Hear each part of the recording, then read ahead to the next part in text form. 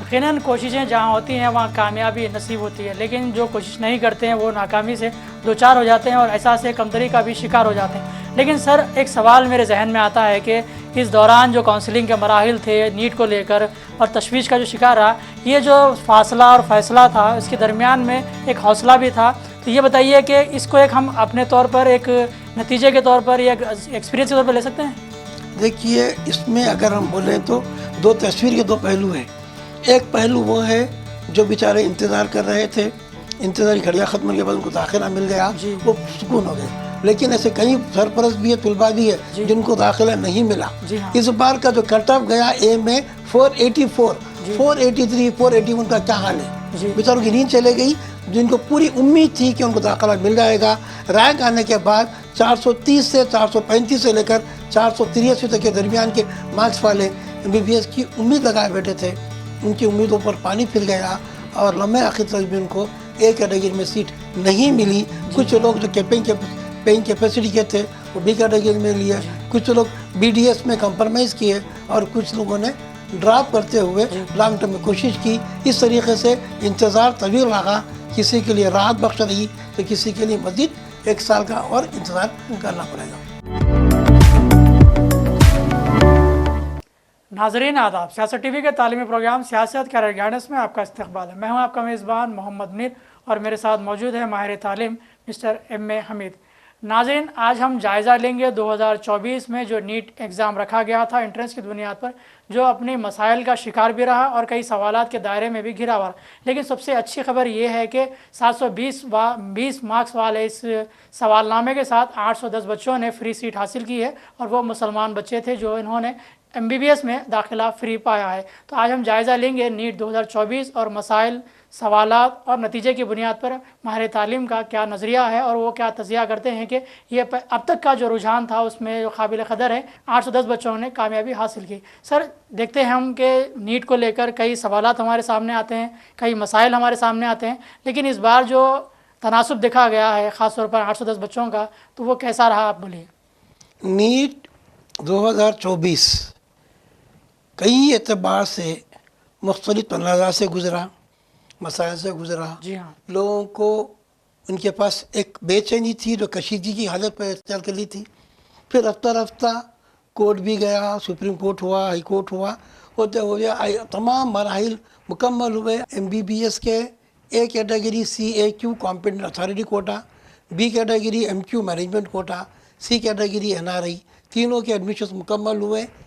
MBBS में P1 phase 1, P2 phase 2, P3 phase 3 mop up, P4 stay vacancy round यानी phase 4। 4 phase मुकम्मल हुए, मुकम्मल दाखिले मुकम्मल हो गए A category CAQ competent authority Kota में। उसी के साथ साथ MBBS में B कैटेगरी C कैटेगरी के भी आपको फेज़ 1 हुआ, फेज़ 2 हुआ, मापअप हुआ फेज़ 3, स्टे वैकेंसी हुआ फेज़ 4। अब BDS के भी ए कैटेगरी का राउंड 4 मुकम्मल हुए और B कैटेगरी के भी, C कैटेगरी के भी फेज़ 4 यानी 4 राउंड मुकम्मल हुए। इस तरीके से मुख्तलिफ तनाज़ात, मुख्तलिफ इंतज़ार, कशीदगी, बेचैनी को दूर करते हुए तमाम मराइल मुकम्मल हुए।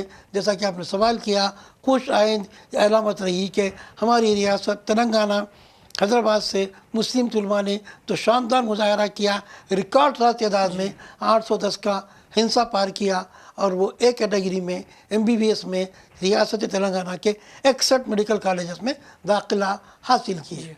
यकीनन कोशिशें जहाँ होती हैं वहाँ कामयाबी नसीब होती है, लेकिन जो कोशिश नहीं करते हैं वो नाकामी से दो चार हो जाते हैं और एहसास कमतरी का भी शिकार हो जाते हैं। लेकिन सर, एक सवाल मेरे जहन में आता है कि इस दौरान जो काउंसलिंग के मराहिल थे नीट को लेकर और तशवीश का जो शिकार रहा, ये जो फासला और फैसला था इसके दरमियान में एक हौसला भी था। तो ये बताइए कि इसको एक हम अपने तौर पर एक नतीजे के तौर पर या एक्सपीरियंस के तौर पर ले सकते हैं? देखिए, इसमें अगर हम बोलें तो दो तस्वीर के दो पहलू हैं। एक पहलू वो है जो बेचारे इंतज़ार कर रहे थे, इंतज़ारी घड़ियाँ ख़त्म होने के बाद उनको दाखिला मिल गया, वो सुकून हो गए। लेकिन ऐसे कई सरपरस्त भी है, तुलबा भी है जिनको दाखिला नहीं मिला। इस बार का जो कट ऑफ गया ए में 484, 483, 481 का क्या हाल है? जी। बेचारों की नींद चले गई। जिनको पूरी उम्मीद थी कि उनको दाखिला मिल जाएगा, रैंक आने के बाद 430 से 435 से लेकर 483 तक के दरमियान के मार्क्स वाले MBBS की उम्मीद लगाए बैठे थे, उनकी उम्मीदों पर पानी फिर गया और लम्बे आखिर तक भी उनको एक कैटेगरी में सीट नहीं मिली। कुछ लोग जो पेइंग कैपेसिटी के थे वो बी कैटेगरी में लिए, कुछ लोग BDS में कंप्रोमाइज़ किए और कुछ लोगों ने ड्रॉप करते हुए लॉन्ग टर्म में कोशिश की। इस तरीके से इंतज़ार तवील रहा, किसी के लिए राहत बख्श रही तो किसी के लिए मज़ीद 1 साल का और इंतज़ार करना पड़ेगा। यकीनन जब सूरत हाल संगीन हो जाती है तो संगीन हो जाती है तो फैसले कर नहीं पाते। ऐसे वक्त पे हमें बहुत ही एहतियात के साथ अपने नज़रियात को भी जो है शामिल रखना चाहिए और तजुर्बात को भी शामिल रखना चाहिए। सर, हम देखते हैं कि जब भी कभी ऐसे मौके आते हैं तो हम कट ऑफ की तरफ नज़र देख सकते हैं, जबकि हमें फ्री सीट की जो है नज़र नहीं आती।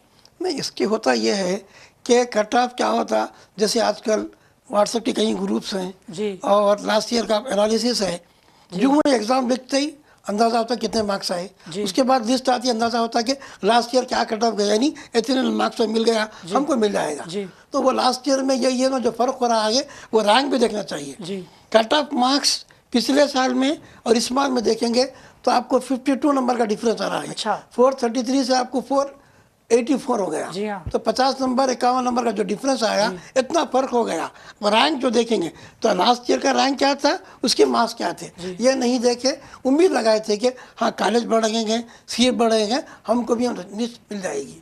सर, कट ऑफ और कॉलेज सीट्स की बात करें तो ये बताइए कि अब आने वाले सालों में क्या यही रुझान रहेगा, कुछ तब्दीली आएगी?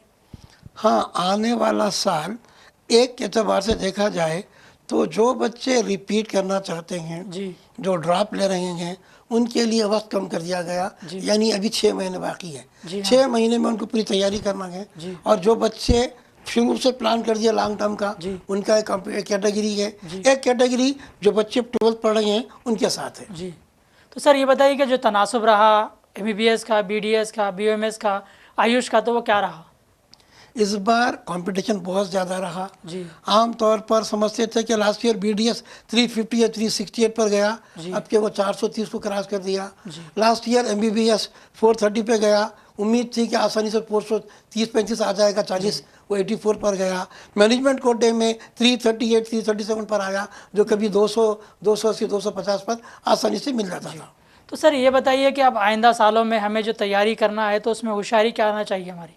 सबसे पहला मशवरा ये है, जो ड्रॉप ले रहे हैं वो 500 प्लस का टारगेट बनाएं। हाँ। अगर आप 500 लाते हैं तभी आपको उम्मीद रहेगी कि 400 का जो चक्कर था, 425 450 का, ये लोगों के चक्कर में आप लोग पूरे चक्कर में आ गए। इसीलिए आप टारगेट बनाइए, 600 का टारगेट बनाइए, 500 प्लस का।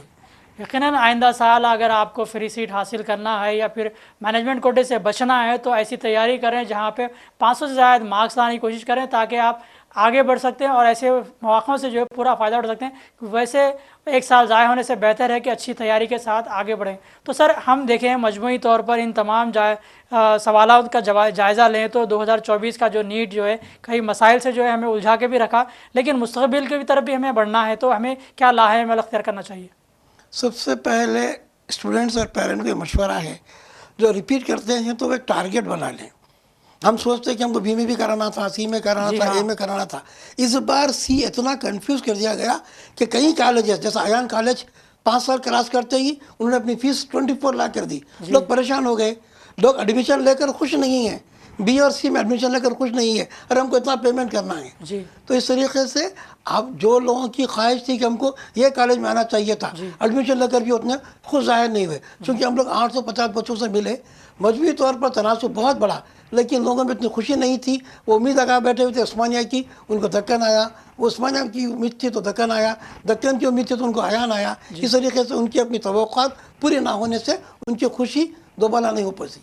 यकीनन खुशी तो अपनी जगह है, लेकिन कोशिश भी करना ज़रूरी है, क्योंकि कोशिश से भी हर चीज़ आप हासिल कर सकते हैं। जो मसाइल आपके सामने हैं उसको भी नए राह से, नई कोशिश से हल भी कर सकते हैं। सर मजमूई तौर पर आपके मशवरे क्या है ख़ास तौर पर आने वालों के लिए? और अब जो बच्चे एडमिशन ले चुके हैं उनके लिए नए ख्वाहिशात के साथ अल्लाह उनको अच्छा डॉक्टर बनाए, PG की भी तैयारी करें, अच्छे डॉक्टर बने। एडमिशन के बाद उनको सख्त मेहनत करना है, अपने आप को जुड़ जाएँ तालीम से। MBBS हो या BDS हो, A कैट हो, B कैट हो या C कैट हो, अब आने वाले बच्चे जो रिपीट कर रहे हैं वो 500 या 600 का टारगेट बनाएं, एक मनसूबाबंदी, एक प्लानिंग उसके साथ प्लान करें ताकि आपको अचीवमेंट आपका हो सके। ये नहीं कि आप टारगेट था, अच्छे मार्क्स ला रहे थे चैतन्य में 500, असल में आपको 200 आ गए। आप उसको डिपेंड नहीं करें कि आप इंस्टीट्यूट में कितने मार्क्स ला रहे हैं। आपको मशवरा है कि आप प्रीवियस पेपर PYQ करिए, MCQ करिए, कितने पेपर आपको आ रहे हैं। एक 100 पेपर आप करेंगे, डेली एक पेपर करेंगे, 100 पेपर अगर आप पास हो जाए, आपने 100 डेज़ में 100 पेपर्स किया, हर दिन 3 घंटे दिया, यकीनी तौर पर आपका 500 प्लस श्योर हो जाएगा। सर एक सवाल छूट जा रहा है यहाँ पे, मैं करना चाहूँगा। जैसे कि इस साल ये सवाल रखा गया था कि लोकल नॉन लोकल, क्या आइंदा साल भी रहेगा? बिल्कुल रहेगा। अभी देखिए 2 महीने सुप्रीम कोर्ट में केस चला पेपर लीक को लेकर, फिर 1 महीना तेलंगाना हाई कोर्ट में चला लोकल नॉन लोकल को लेकर। उसके बाद सुप्रीम कोर्ट ने फैसला दिया, एक तरफ बोले हाई कोर्ट के गवर्नमेंट गाइडलाइन बनाए लोकल नॉन लोकल की, दूसरी तरफ गाइडलाइन दिया कि यूनिवर्सिटी इनको ऐड करे और इनकी काउंसलिंग करे। सुप्रीम कोर्ट ने जो पिटिशनर थे उनके हक में फैसला दिया और उनको दाखिला मिल गया। उनको देखकर कई लोगों ने एक पिटिशन डाला, तारीख गुजर गई लेकिन उनका फैसला नहीं आया। इस तरीके से उलझन में पड़ना नहीं है। लोकल नॉन लोकल के लिए आपको गाइडलाइन देखना, गाइडलाइन के मुताबिक तैयारी करना है, उसके लिहाज से स्कोर करना है। यकीनन जो तैयारी करना चाहते हैं या तैयारी कर रहे हैं आइंदा साल के लिए, तो वो इन मशवरों की बुनियाद पर जो है आगे बढ़ें और ऐसी प्लानिंग करें जिससे आपको आसानी के साथ 500 से ज़्यादा नंबरात हासिल हो और फ्री सीट्स आपको मिले। और माहिर तालीम से रुजू होकर उनसे मशवरे लें कि तालीम की जो टेक्निक्स है वो कौन कौन सी हैं, किस तरह से हम पढ़ाई कर सकते हैं, किस तरह से मार्क्स ला सकते हैं, अच्छा रैंक लाकर जो है फ्री सीट हासिल करते हैं। फ़िलहाल इन्हीं सवालात और जवाबात के साथ मुझे मोहम्मद मुनीर को और माहिर तालीम MA हमीद को इजाज़त दें। देखते रहें सियासत वीडियो प्रोग्राम सियासत कैरियर गाइडेंस। अल्लाह हाफ़िज़।